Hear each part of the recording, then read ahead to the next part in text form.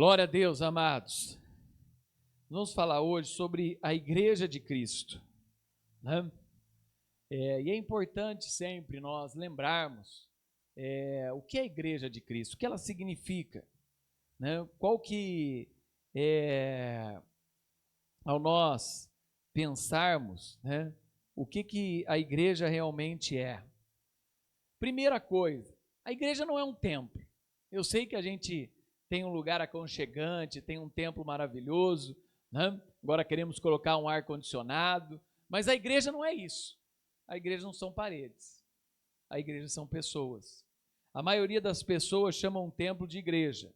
Claro que na língua portuguesa está determinado que uma construção, que uma torre com uma cruz é chamada de igreja, mas a Bíblia nunca ensinou que igreja é uma construção. A Bíblia nunca ensinou isso, né, que a igreja é uma construção. Outra coisa, a igreja também não é o reino de Deus. A igreja de Cristo faz parte da manifestação do reino. A igreja manifesta o que virá a ser o reino de Deus.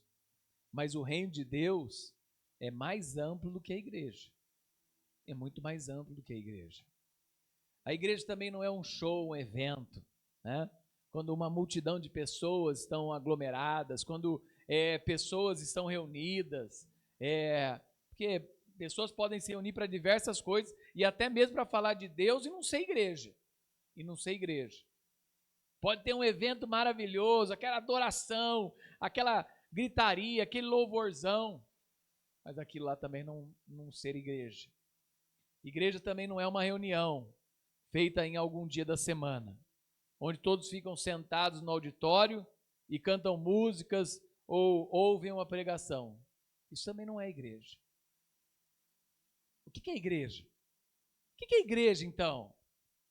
Igreja é um conjunto de pessoas nascidas de novo. A primeira coisa para a gente saber o que é igreja é um conjunto de pessoas que nasceram de novo, decidiram por uma nova vida em Cristo, que se reúnem em qualquer lugar. Pode ser lá na África, embaixo de uma árvore, num sol escaldante. Pode ser embaixo de uma ponte, né, em um lugar, em uma cidade de um litoral. Pode ser no final da tarde, como eu fui uma vez, quando eu morava por um tempo estudando inglês na Califórnia, e no final da tarde a gente ia para frente da praia, num café. Depois que o café fechava, lá os locais normalmente fechavam ali 5 da tarde. Então, depois das 5 da tarde, a gente ia lá, se reunia para comer um lanche, falar de Jesus e depois tomar a Santa Ceia junto. Califórnia. Né? Ou como eu me reunia com amigos na minha adolescência, ou num salão de festas de um prédio, ou numa sala de uma casa, para estudar o Evangelho. É um conjunto de pessoas nascidas de novo, que se reúnem em qualquer lugar para glorificar a Deus, para uma edificação mútua, e estudar e proclamar a palavra de Deus. A gente estuda, a gente aprende e a gente proclama a palavra de Deus. A palavra utilizada no original do Novo Testamento para falar o que é igreja é eclésia, que significa assembleia dos chamados para fora. Tem muita gente que hoje pensa que a igreja é chamar para dentro. Não, a igreja é chamar para fora. É para fora do templo. É para anunciar a Cristo àqueles que não conhecem. É para anunciar Jesus àqueles que estão desviados. É uma junção de duas palavras. Ek, que significa fora de, e kalel, que quer dizer chamado. Eclésia, chamado para fora. Chamado para fora. A origem da igreja. Aonde que a igreja se originou? A igreja se originou do seu fundador, Jesus Cristo. Abra comigo lá em Mateus 16, 18. Olha o que fala. E digo ainda,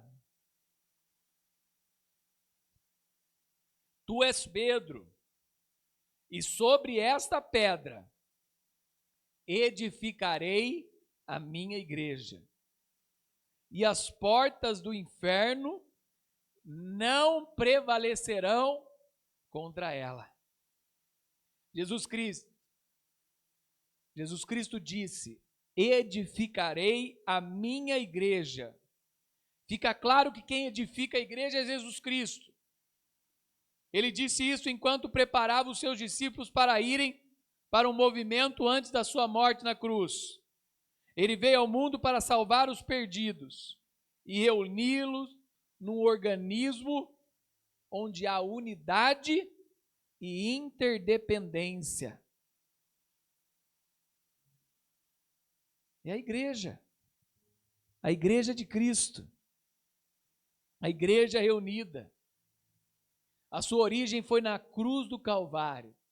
O seu fundador, Jesus Cristo. Eclésia começa com Jesus Cristo.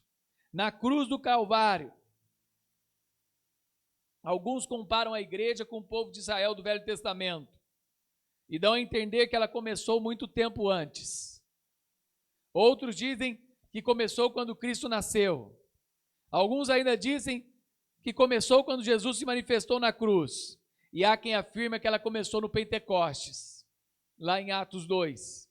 O apóstolo Paulo, ensinando a igreja de Efésios, disse o seguinte aos seus líderes: portanto, tende cuidado de vós, mesmo e de todo o rebanho, sobre o qual o Espírito Santo vos constituiu bispos, para pastoreardes a igreja de Deus, que ele comprou com o seu próprio sangue.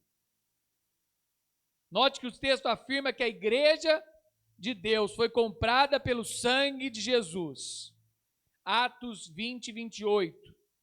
Foi na cruz que Deus iniciou o seu processo de reunir pessoas para formar uma nova comunidade, perdoada, levando a vida de seu Filho, Jesus Cristo. Podemos dizer que a igreja estava sendo concebida no Antigo Testamento. Teve sua gestação durante o ministério de Jesus, Cristo nessa terra. E o seu parto foi no dia de Pentecostes, quando ela estava preparada para enfrentar o mundo. Olha essa frase. A igreja estava sendo concebida no Antigo Testamento. Ela teve a sua gestação no ministério de Jesus. E ela teve o seu parto no dia de Pentecostes. A igreja nasce com a morte, ressurreição de Jesus. Quem compõe essa igreja? Como eu falei aqui, a igreja é um conjunto de pessoas nascidas de novo. Pode ter gente assistindo um culto que não é nascido de novo? Pode. Ela ainda não faz parte da igreja de Cristo. Mas ela está, às vezes, namorando a igreja de Cristo. Ela está se apaixonando pela igreja de Cristo. Ela está sendo tocada pela igreja de Cristo. A composição da igreja de Cristo são os chamados por Deus. É uma assembleia de pessoas que foram chamadas por Deus, lavadas, santificadas, justificadas. É uma assembleia de pessoas assim. Justificadas no nome do Senhor Jesus Cristo. A Bíblia diz: assim foram alguns de vocês, mas vocês foram lavados, foram santificados, foram justificados no nome do Senhor Jesus Cristo e no Espírito de nosso Deus. 1 Coríntios 6:11. A verdadeira igreja de Cristo é um corpo de pessoas chamadas e separadas por Deus, que se reúnem semanalmente para adorar, aprender e exercer apoio mútuo e proclamar a palavra de Deus. Não é alguém que deixa para depois. Não é alguém que daqui 1 mês, daqui 2 meses, daqui 3 meses, daqui 4 meses. Não, aí vai perdendo a força. Aí vai perdendo o sentido. Mas é alguém que sempre está se reunindo com um propósito de adorar, de apoiar um ao outro e de proclamar a palavra. Como que a igreja de Cristo se manifesta? Quarta coisa, como que ela se manifesta? Primeiro, o seu fundador é Jesus Cristo. A sua origem na cruz do Calvário.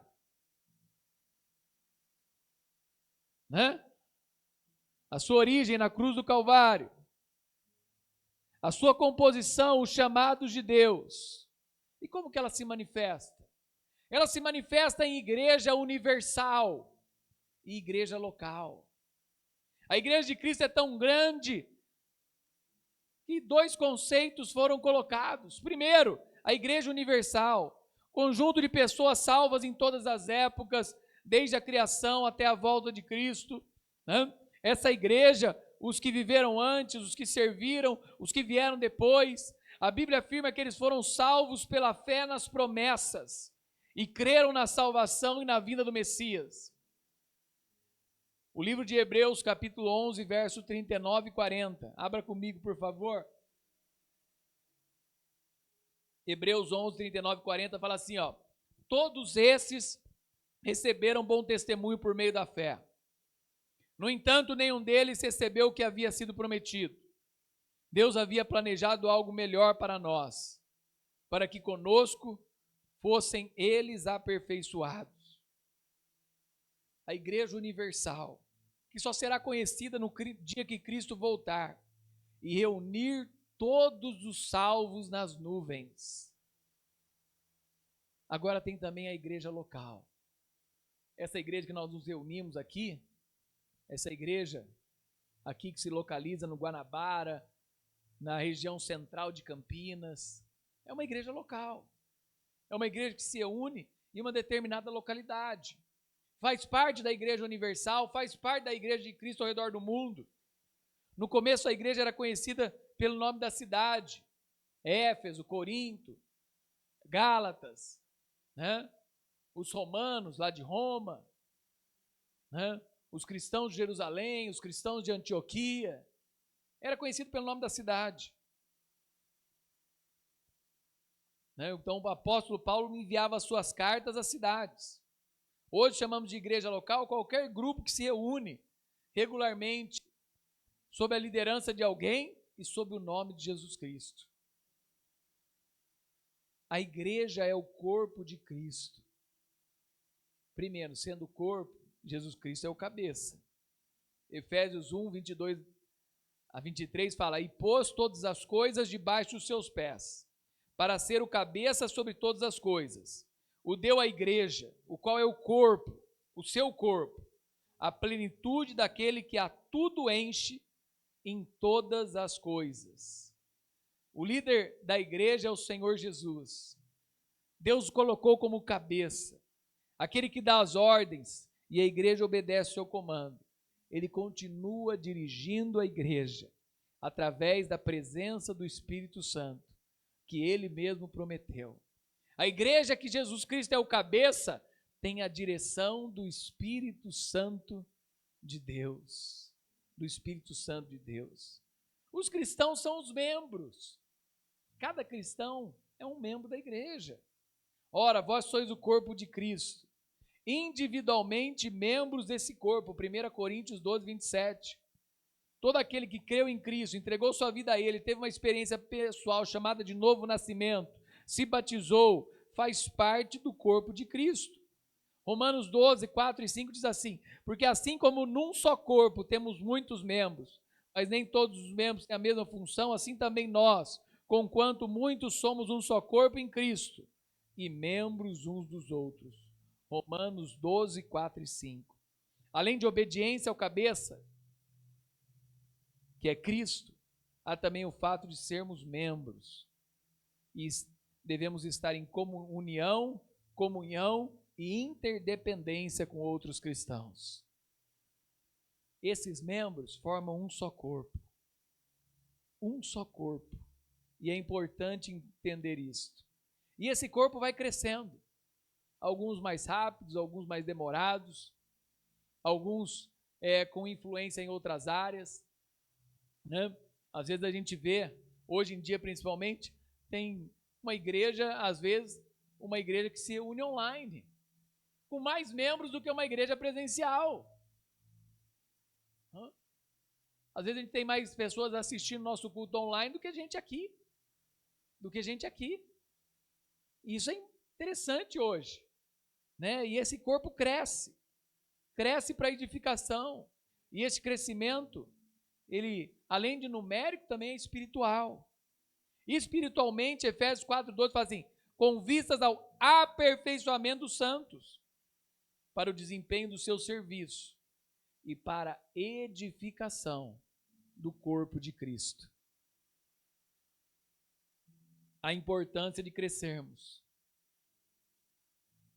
De que em todo o corpo bem ajustado e consolidado, pelo auxílio de toda a junta, segundo as justas cooperação de cada parte, efetua o seu próprio aumento para a edificação de si mesmo em amor. À medida que a igreja vai evangelizando, enviando missionários, trazendo outros para fazer parte do corpo de Cristo, há um crescimento natural. A igreja, ela existe, meu querido, minha querida, há mais de 2000 anos. E é uma das organizações mais perseguidas da história da humanidade. E ela continua firme e avançando. Pense nisso. Há um propósito interessante. E há um propósito maravilhoso com o que é a igreja. Ao mesmo tempo que ela é perseguida, ao mesmo tempo que ela é ridicularizada, ao mesmo tempo que ela é ofendida, ela continua a crescer e se expandir. Um pastor falava, quando ele teve uma perseguição, ele falava: igreja é que nem omelete. Quanto mais você bate, mais ela cresce. Mais ela cresce. Muitos tentaram, com o exército, com o poderio militar, com suborno, diminuir a força da igreja. Mas ela está viva, continua firme e forte, até a volta do seu cabeça, o Senhor Jesus Cristo. Que Deus te abençoe, igreja de Cristo. Que Deus abençoe sua vida, irmão e irmã. Que Deus abençoe sua casa. Que nesse novo ano você continue e permaneça firme nos caminhos do Senhor. Use seus talentos para a edificação do reino de Deus. E possa, junto com a igreja, crescer, crescer, crescer e ser edificado pelo Espírito Santo.